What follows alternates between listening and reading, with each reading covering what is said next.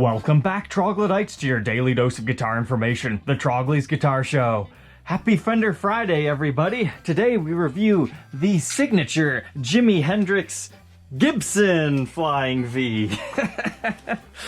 Oh man, so that's the biggest controversy behind this new custom shop limited edition release. Everybody's like, Hendrix was not a Gibson man. Come on, Gibson, can't you find somebody that actually uses their products to make signature guitars out of? And I find that hatred kind of funny about just how quickly people jump to those types of conclusions. Now, granted, I'm more of a Gibson guy, but when I think Hendrix, I actually think Flying V more so than Stratocaster. But that's because this particular Flying V has always been my favorite. I mean, Hendrix is known for two different Flying Vs.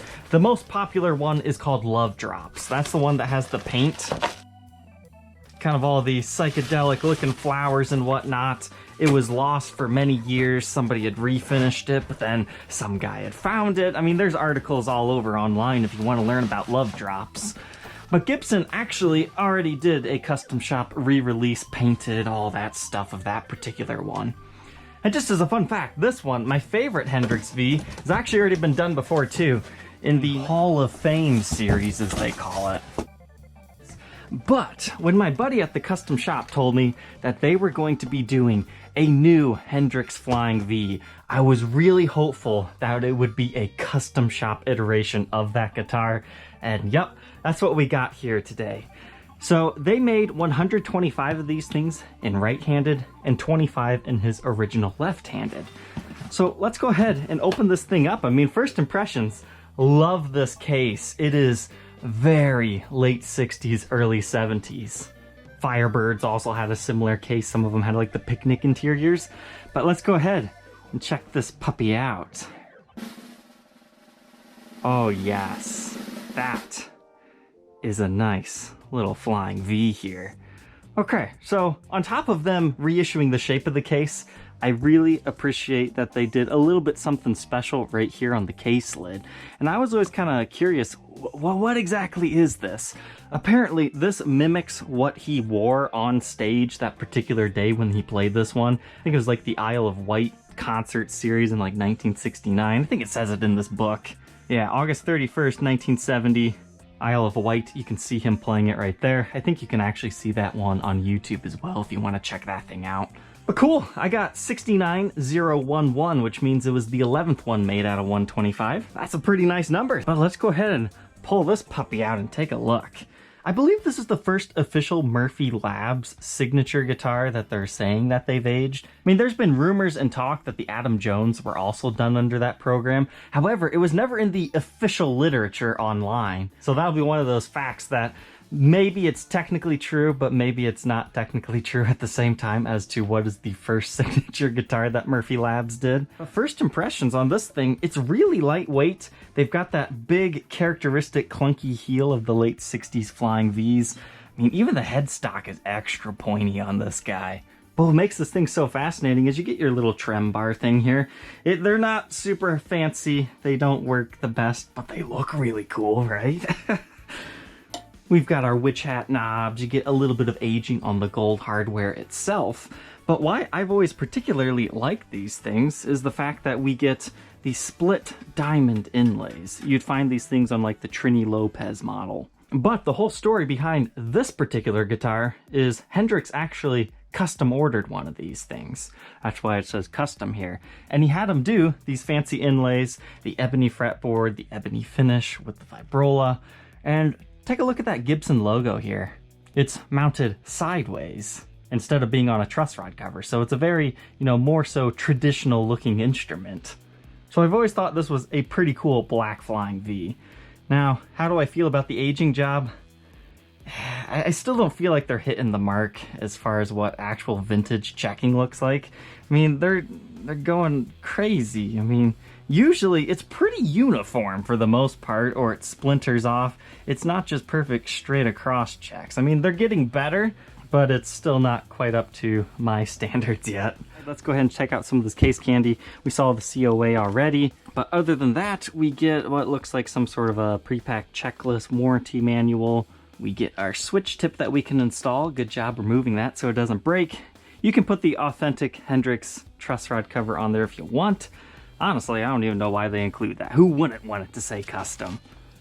Looks like case keys, string case candy, a couple of custom picks here. There we go, they say Hendrix on the back. Oh cool, and they reissued really old case candy. So this is kind of what it would look like if you would have purchased one of these back in the late 60s, except for it would not say Nashville, Tennessee. That's actually really cool, because I think this is real? Yeah, that's their current address, so that is what you actually legitimately have to fill out to get warranty on this. That's a nice little touch, but it's also a good way to get nobody to actually register theirs for warranty, because if you tear that part off, it's not all original, not all original. I think you can register them online nowadays. And now we get something in here. Let's see if I can get it open without breaking the sticker. There we go, not too badly. I think these are like original photo prints.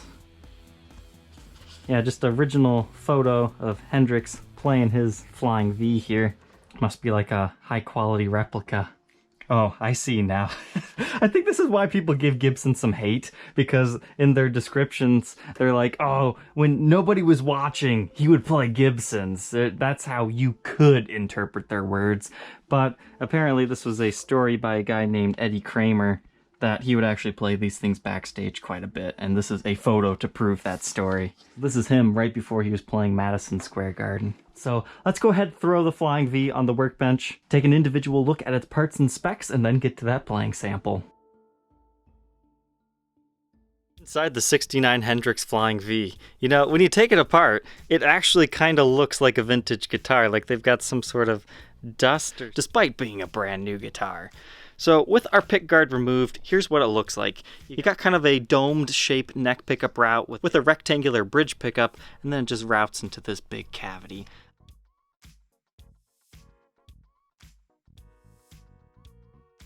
I don't believe they actually had access to his original to like duplicate it or anything. They were just going based off of photos, I believe. Because I think his original custom order is on display somewhere. I knew I'd seen this before, so you can go to 1967 Flying V at Weebly.com to learn all about late 60s Flying Vs. This guy does for vintage Flying Vs what I've done for everything else on YouTube just through his little website here. But I'll let you visit this to learn more about his original one here. But essentially, there was one made in left hand for him, and there was one made in right hand, according to this article, that was quickly snapped up by a collector, but it was last known as being owned by the Hard Rock Cafe and displayed. Now, sometimes they don't actually own the guitars, they're just borrowing them, so that's the last time we heard of it. But if we really zoom in here, I'm not seeing that wear on the pickup covers. So I think they took some artistic liberties on this custom shop release. But this is a short neck tenon, and I found it strange that they did not bind the bottom part of this. I'd imagine that has something to do with his original custom order and being accurate. As far as the electronics themselves, we have two custom Bucker pickups. They just have the patent applied for decal on the back side of them. Now, his original would have had patent applied for T-tops. As far as the electronics, nothing super fancy here, just your regular Gibson branded pots wired up like normal, no fancy caps or anything, just your standard stuff here with the Switchcraft output jack on the front. Now, if you guys want to know why I don't review too many Flying Vs, it's because I don't like taking them apart because you have to mess with the entire setup. Same thing goes for the Batwing Gs. Because in order to remove the pickguard, you have to take the thumb wheels off of the ABR1 bridge. So I normally just write down how many turns of each and then I can fine tune later on. So they do age our pickup covers here. This looks good. Nice and natural. You can tell there's a little bit of wear there, but not too aggressive. But they've got that on the top there, as well as on the side. But what I found interesting is they've actually aged these pick guards. I'm wondering if that was accidental, like when they were aging the pickup covers, they got something on here and that kind of stained it, or if they were just trying to make it look like natural dust, or maybe dried up blood from Hendrix or something. But you can kind of see that in a few areas around there. I guess you got some right here. A little bit there, so I think that was an attempt to age this perfectly white pickguard. But to be honest, the white with the black, I just love this Flying V. That's why I'm so happy they reissued this thing.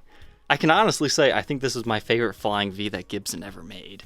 But as far as the knobs, you get volumes for each pickup and a master tone, 3-way selector switch, output jack on the front, and these are gold-topped witch hat knobs. And if you've been watching my channel, you know I absolutely love 70s Flying Vs. I've never had the deep pockets for an original 60s V because those things are expensive and just generally hard to find. Even if you do have the money for one, you can't always find them for sale on the market. You gotta be searching.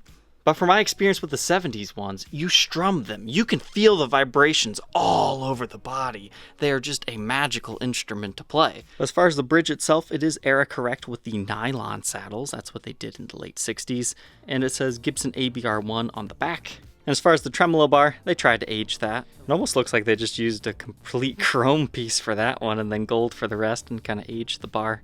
But that guy just secures to the body. They place these 3 little spacers like this right on top of the body, and then you screw that into there, and then it just magically works because your strings go right here, and then you just compress that down and hope it comes back in tune. But this is a solid mahogany body, no weight relieving or anything unless you count the channel routes, I guess.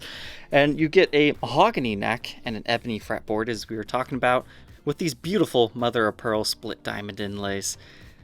I love these things. You don't find them on a lot of things. Outside of the Trini Lopez model, another one I can think of is the Gibson Vegas series, and there's been a few limited editions off and on that use these cool inlays. As far as craftsmanship, I would say this is definitely one of the better guitars I've ever seen. I don't see a lot of chewing marks. I mean, naturally, you're going to see a little bit because it's a handmade instrument, but you got the nice tiny little fret nibs, no giant gouges or anything, and I just conditioned this thing up.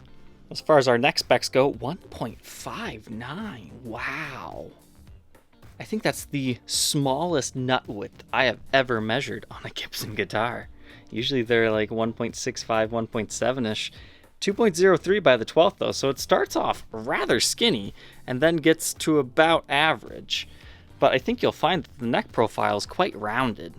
Yeah, 0.87 at the first fret. That's pretty decent for a Gibson. Then what, probably, 1.03. This is an interesting neck profile. That's something that's kind of unique to this guitar.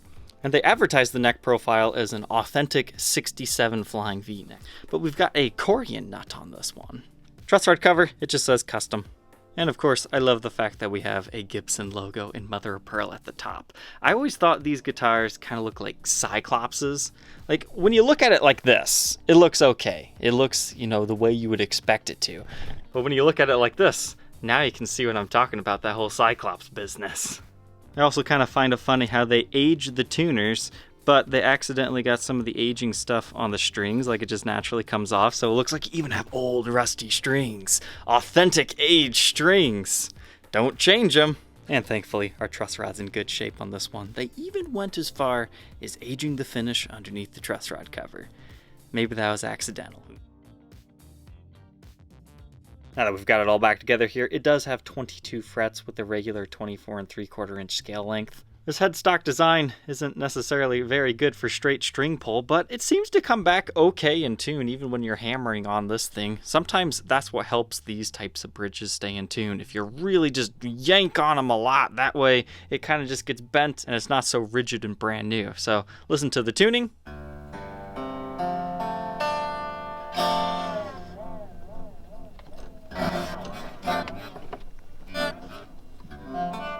That's not half bad, right? Maybe not perfect, but pretty good. And you're not actually supposed to do super dive bombs on these things anyways. It's more just a little tremolo warble effect. But yeah, you know, so far I'm actually pretty impressed with this thing. I strummed it. It definitely has that vibration thing going on. I think the only thing I don't like about this guitar is the way that they check the back. It kind of reminds me of a zebra. And if you're wondering, hey, can I get one that doesn't have all the fake aging? Unfortunately not. There was no VOS run for the Jimi Hendrix Flying Vs or the SGs that they just recently did. The only choice you got for these guys is left-handed or right-handed, for the V anyways. But I was happy to see no giant buckle rash or anything, but I'm not sure if all of them have that. I would imagine so, or at least hope so. But I've got a big chip of finish missing by that strap button. And then your other button is down here. No control plates because it's all top routed here. The giant heel. A lot of people don't realize that the late 60s Vs are so different. I mean, even the 70s ones have a decent sized heel. But to anybody that just says, hey, let's buy one of the modern production Flying Vs, it's not going to be the same. It's not going to be the same. These things do have a very certain feel to them. And the way that the neck is mounted really affects the resonance of the guitar and the way that you feel it. So there is something special to late 60s if they're anywhere near as good as the 70s versions, which I would imagine they're even better. So that's why I can say that this guitar, it's different enough and worth it. I think we'll have a different tune on the SG video, but hey, we'll save that for another day. So 6.9 standing for 1969 reissue of this guitar, and then they numbered them. So the first 125 were right-handed, that does go in order, and so far from what I've seen on used listings, the left-handed ones then finish out the run up until serial number 150. And here we can see our aged tuners here. As far as the weight goes, 6 pounds, 9.4 ounces. That's not half bad. Let's go ahead, plug it in, and hear how it sounds.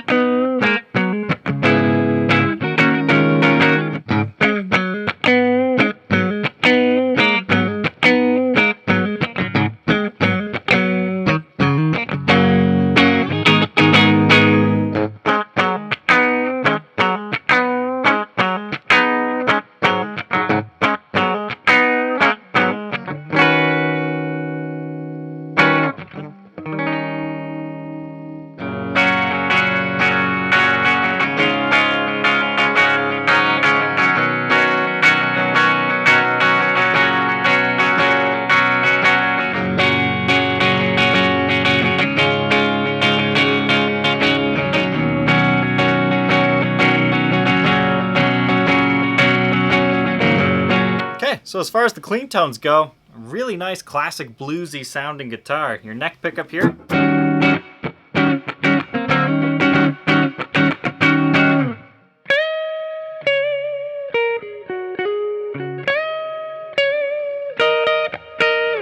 Then the bridge pickup, it's a little bit more aggressive, but not anything too crazy here.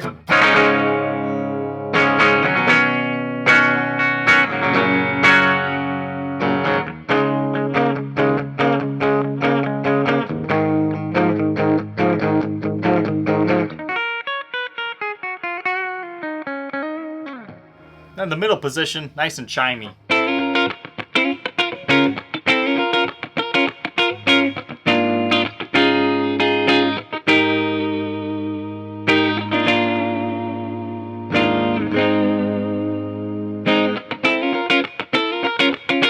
So nice little classic rock V. So let's see how it does with a little bit of distortion.